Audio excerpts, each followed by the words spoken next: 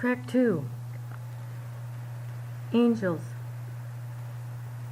As Archangel Michael mentioned to me not too long ago, the next book will be a book on angels in its full entirety. But he'd like some of the information to be communicated now. So again, I'll do the invocation for Michael as we move into the divine teachings from Michael about angels. Michael, how can you guide everyone today? This is what I'm hearing. He's saying, zooming down from my dimension to the sacred garden is a bit like, when I hear my name, it's a bit like someone hearing a child hear the dinner bell. I come a-running. It is with great joy and humbleness that once again I've been called upon to do some teachings perhaps that might be new to many of you. Some of you may have conflicting teachings with what I might be sharing, which I honor. Some of you may have heard this information and know it to be truth in the moment that it's stated. Some of you I know are honoring truth when your body may tingle or when you get some other sign of knowing. I welcome all responses to the following information as I begin to share what I myself feel is going to be very useful in a global format, knowing as she speaks for me that there will be a day very soon that I would be asking her to make herself available for a more complete teaching on the Book of Angels.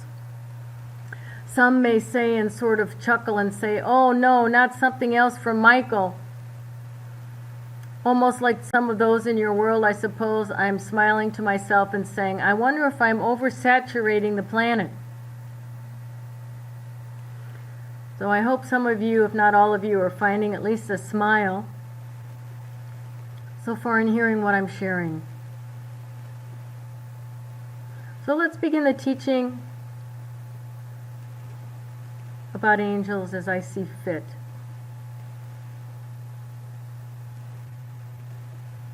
You know, the thing about us, I'd like to make the following statements. Angels are divine beings, and ask each of you to answer in your own minds yes or no. Angels come in many colors. Again, asking oneself yes or no. Angels have no gender. Asking oneself yes or no. I can see angels around me right now through the vibration that's being communicated through this system. Yes or no?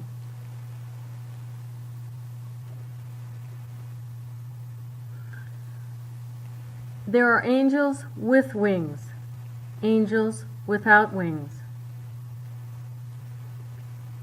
angels with silver wings, gold wings, blue wings, pink wings, rainbow-colored wings. Yes, even now I'm seeing myself some angels with psychedelic wings. Reminiscent, many of the rainbow and indigo children were asking, God, can you make some more angels that represent who we are? And so God, in his infinite wisdom, infinite source, Allah, created angels with what I'm calling psychedelic or tie-dyed type wings now. They weren't in existence 100 years ago. This is the thing that I wish to communicate with many of you. The concept of angels and the number of angels is a constantly, fluidly changing concept. And why wouldn't it be? Why wouldn't we be? Why wouldn't all the levels of all the rankings of all the angels be constantly changing, expanding? It is one of the spiritual laws. Change, growth, expansion. I've been asked before, Angel, how many angels are there? to which I say, I do not know the exact number. The exact number changes, dear souls. For example, if there are 2 billion souls on planet Earth, and let's say 300 more incarnate and join and increase the number, then 300 more angels follow with them. So the numbering of angels is a rather fluid concept. Some of you, in fact, right now, by hearing the vibration again, I suggest to you either see them into infinity, or wish you did, or feel us present, or both. If any of you listening are what we are calling an aware child under the age of 30, or an aware adult, or an awakening starseed, by now you will have visualized an angel, at least one, felt it, known it, because of the vibration in which you entered in. Now let's get back to our teaching of angels. There's so much to say. There's so many angels that are asking me to speak for them. And sometimes I do. When called upon, I can shift from my single consciousness to saying, I say, to we say, and in that moment, instantaneous moment, invoke and become the consciousness of all the archangels. Maybe your minds are wondering, well, Michael, does that mean, can you not invoke then the consciousness of the higher ranking angels like the dominions? And the answer to that is yes. I can, and sometimes I do. Perhaps I feel as though it's useful teaching to talk about guardian angels. Many of you, in whatever part of the world you might be listening to this as I speak, we're taught that every soul that enters into the earth plane, when you're born with a guardian angel. To this I would agree. I would agree and go on to teach you that this guardian angel stays with every soul on planet Earth until they make their holy transition. However, I would also enlighten many of you to the idea that some souls have more than one guardian angel at birth.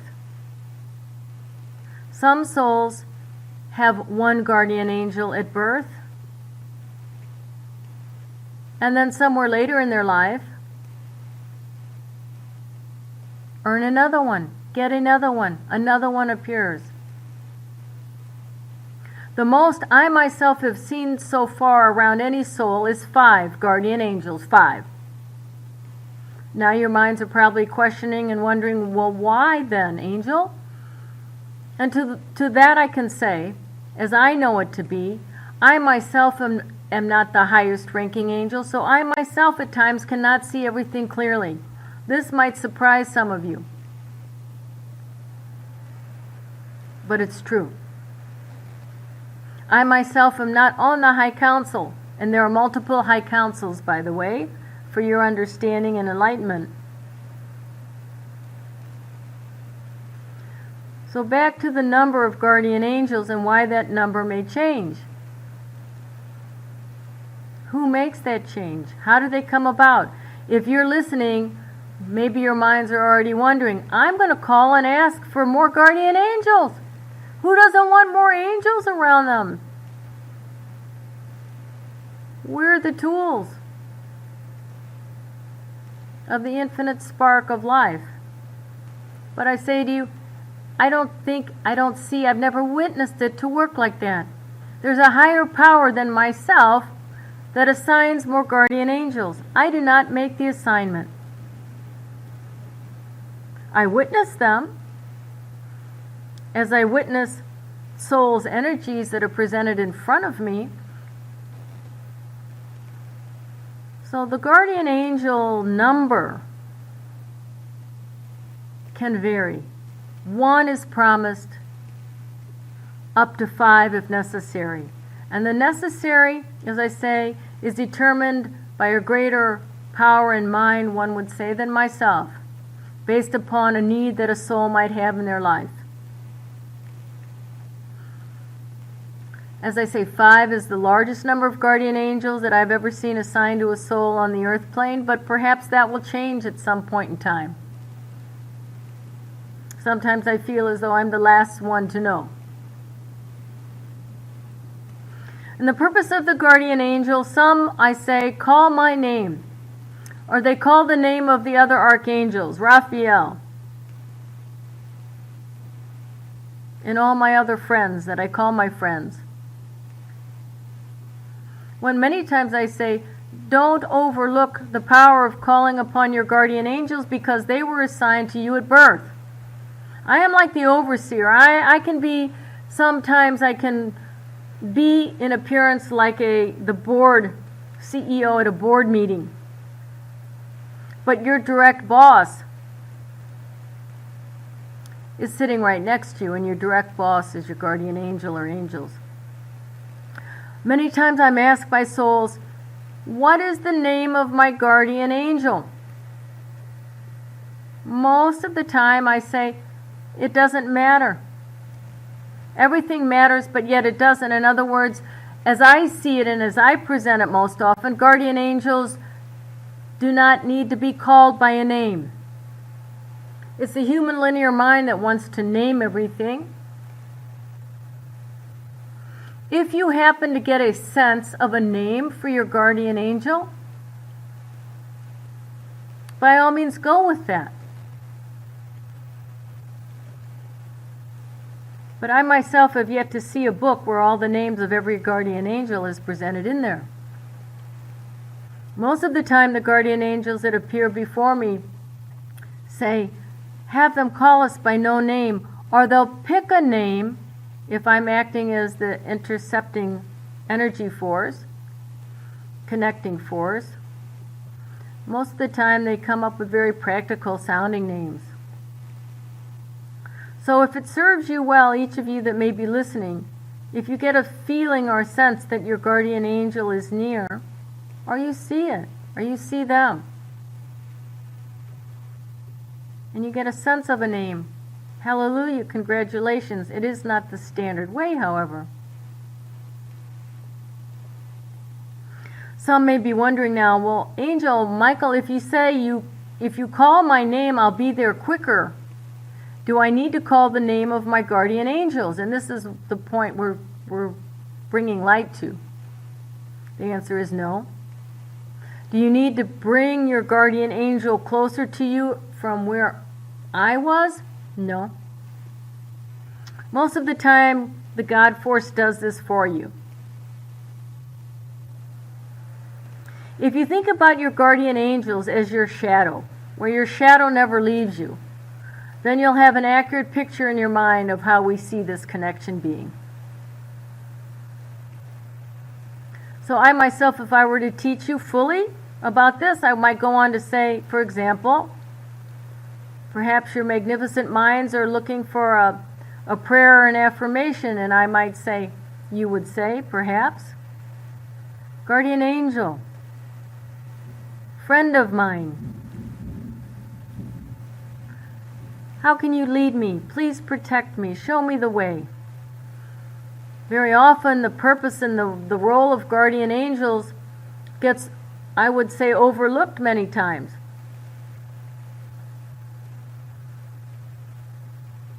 It's sort of like if you have a family. Oftentimes the smaller or the younger in the family get overlooked for the bigger. But it need not be this way.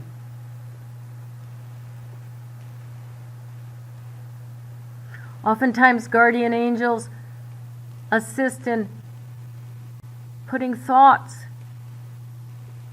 in a soul's mind, guiding them in that loving way. Loving thoughts, creative thoughts.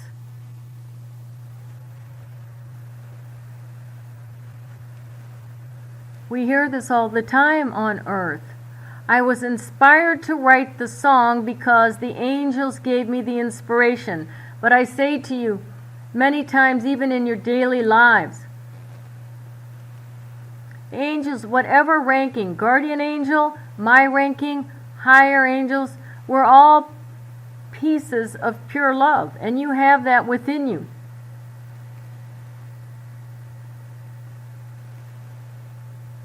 So when you're calling upon a guardian angel, if you choose to do so, if you're calling upon myself, if you choose to do so, as I say, I am you and you are me.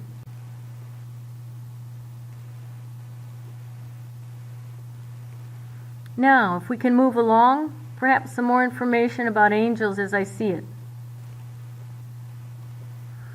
Many expect to see my face, I believe.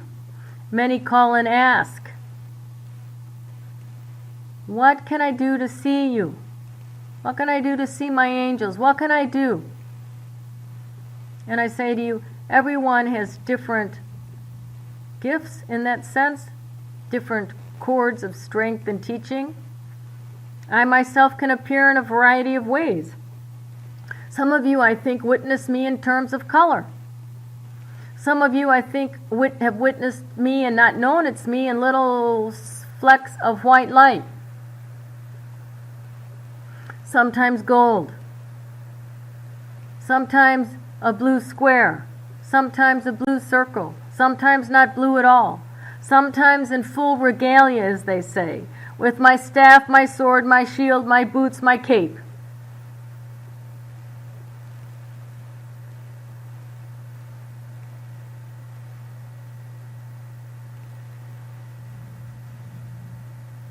Worry less, worry none.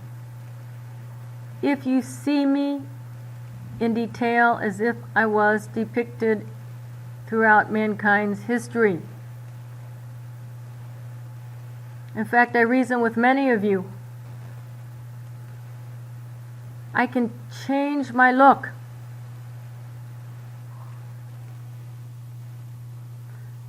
Here's one teaching I'd like to share also. When I mention my sword, when I mention my shield, when I mention my cape, these are holy tools that have power.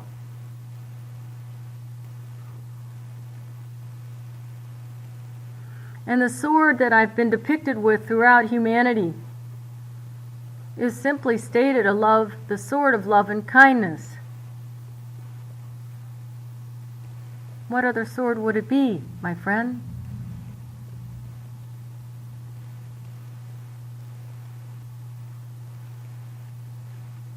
To which I would simply like to lead you and teach each of you how to wield my sword of love and kindness, so that all the days of your life you might feel you have a tool that you didn't have before. The wielding of my sword is always done in the right hand.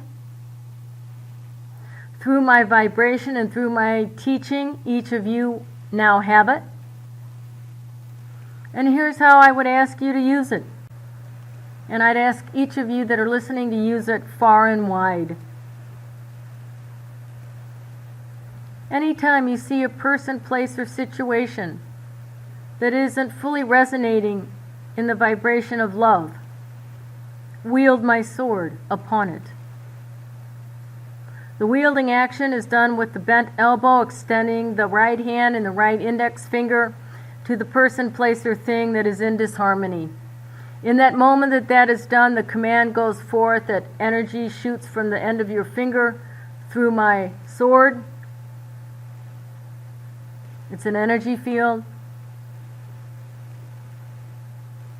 touching the person, place, or thing with the vibration of pure love.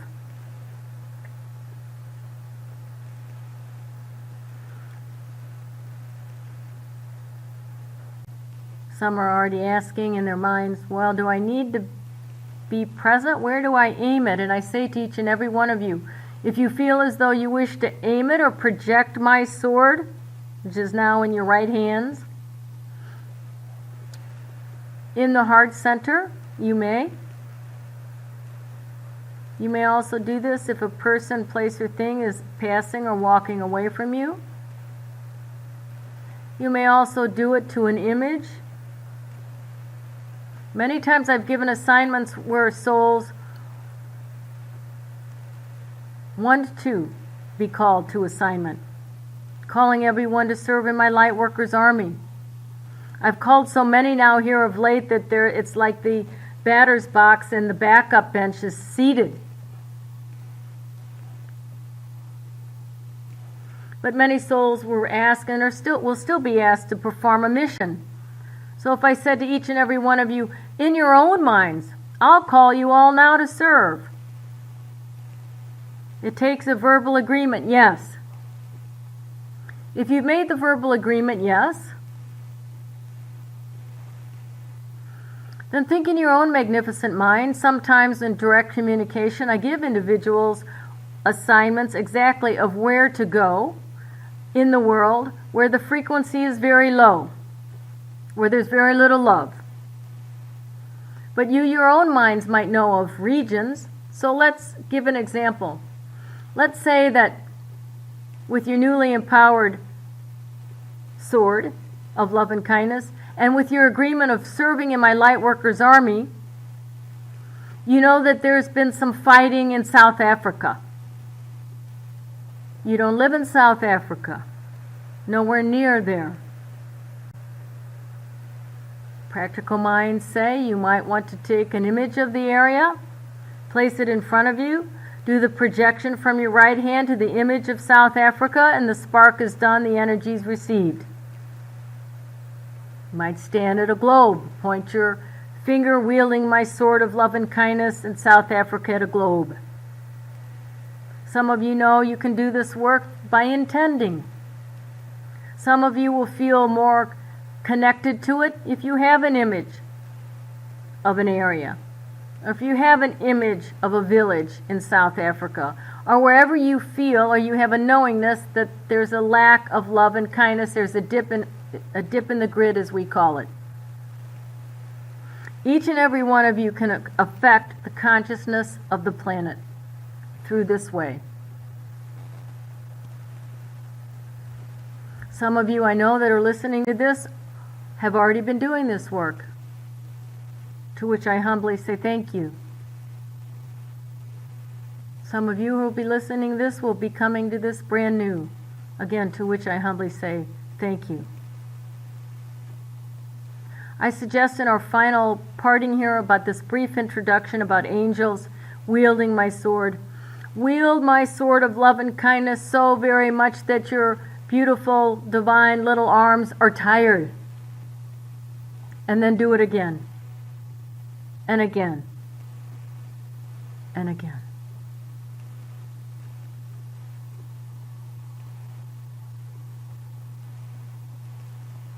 Peace be with you.